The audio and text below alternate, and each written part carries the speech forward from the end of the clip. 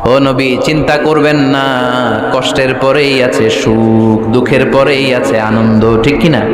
কষ্টের পরেই সুখ, সুখ এটা দুঃখের পরেই থাকে। আল্লাহ সেটআপটা এভাবেই করেছেন। দুঃখ, কষ্ট, বিপদ আর পরীক্ষায় মুমিন ভয় পায় না, কারণ মুমিনের হারাবার কিছু নাই, ঠিক কিনা?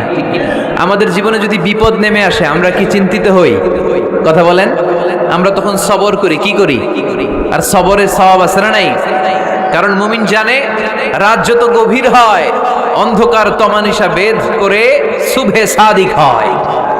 মুমিন জানে গর্ভবতী নারীর পেটের যন্ত্রণা যত বাড়তে থাকে, নতুন মেহমান আগমনের সময় ঘনাতে থাকে, ঠিক কিনা? মুমিন জানে মুমিনের উপর বিপদ কষ্ট যত বাড়তে থাকে, সুখের সময় ঘনাতে থাকে, কাছে আসতে থাকে। চিল্লায় বলেন ঠিক কিনা? এজন্য আল্লাহ বললেন ফাইন্না মাআল উসরি ইউসরান, ইন্না মাআল উসরি ইউসরা। ও নবী, চিন্তা করবেন না, পেরেশান হবেন না। মাক্কি জীবনে আপনার দুঃখ কষ্ট, কিন্তু কিছুদিন পরেই মাদানী জীবনে আপনার জীবনে সুখ নামিয়ে দিবে কে? আপনার জীবনে আনন্দের বন্যা বইয়ে দিবে কে? মোটিভেশনাল সূরা, পেইন রিলিভিং সূরা।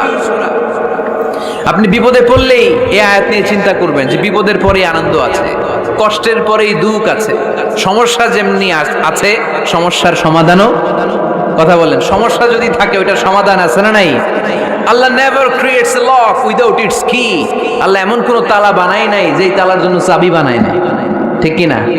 তালা যদি বানায়, ওই তালার কি আছে? সমস্যা যদি থাকে, ওইটার কি আছে? এজন্য কষ্টের পরে আনন্দ, দুঃখের পরে সুখ, চিন্তা করার সুযোগ নাই। সবশেষ আল্লাহ গাইডলাইন দিলেন। প্রথম গাইডলাইন, ফাইদা ফারাগতা ফানসাব ওয়া ইলা রাব্বিকা ফারগাব। ফাইদা ফারাগতা ফানসাব। হে নবী, যখন আপনি দাওয়াতি কাজ করে করে, রাষ্ট্রীয় কাজ করে করে একটু ফুরসাত পাবেন, অবসর পাবেন, ফানসাব ফিল ইবাদা, আপনি একটু ইবাদতে মশগুল হয়ে যান, আপনি একটু দোয়ায় মশগুল হয়ে যান।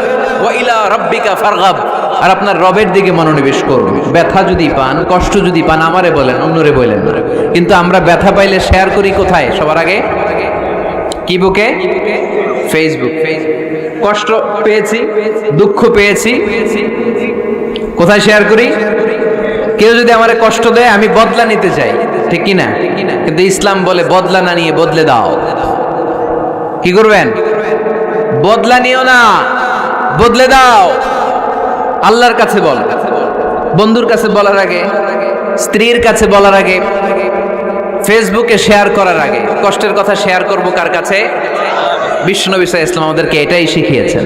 এই শিক্ষার মধ্য দিয়ে গোটা বিশ্বকে তিনি চেঞ্জ করে দিয়েছেন। তার নাম আওয়াজ করে বলতে হবে, তার নাম মুহাম্মদ সাল্লাল্লাহু আলাইহি ওয়াসাল্লাম। এই সূরা থেকে আমাদের জন্য শিক্ষা হচ্ছে, আমরা বিপদে আপদে সব সময় ভরসা রাখবো একজনের উপর, তিনি কে? আর মনে রাখতে হবে, the grief isn't permanent, the struggle isn't permanent। এই পৃথিবীর কোনো দুঃখ কষ্ট আর সমস্যা এটা পার্মানেন্ট নয়। সমস্যার পরে সমাধান আছে, দুঃখের পরে আনন্দ আছে। এই বিপদ পরীক্ষাগুলো আল্লাহ তাআলা আমাদেরকে দেন আমাদের কোমরকে সোজা করার জন্য, আমাদের পায়ের নিচের মাটিকে শক্ত করার জন্য। প্রতিকূল পরিবেশে কি করে টিকে থাকতে হয় সেটার ট্রেনিং হিসেবে এই পরীক্ষাগুলো আমাদের জীবনে দেয় কে? আর ফাইদা ফারাগতা ফানসাব, ফাইদা ফারাগতা ফানসাব। ও নবী, যখনই আপনি অবসর পাবেন, অবসর সময়টা আমরা কাজে লাগাবো। রাজি আছেন তো? আমরা অনেক সময় অবসরকে কাজে লাগাই না, কিন্তু যখন খুব বেশি ব্যস্ত হয়ে পড়ি, তখন আমাদের মাথায় আসে, হায় রে, অবসর যদি কাজে লাগাইতাম, অবসরে পরীক্ষার পরে 3 মাসে যদি পড়তাম, আজকে ইউনিভার্সিটিতে চান্স পাইতাম, ঠিক কিনা? এজন্য যুবক ছেলেরা, অবসর নষ্ট করা যাবে না, এগুলোর কাজে লাগাতে হবে। আর বিপদে আপদে সবসময় ভরসা রাখতে হবে একজনের উপর, তিনি কে? আজকের এই প্রোগ্রাম বাস্তবায়নে যারা সহযোগিতা করেছেন, তাদের সবাইকে আমি শুকরিয়া জানাই।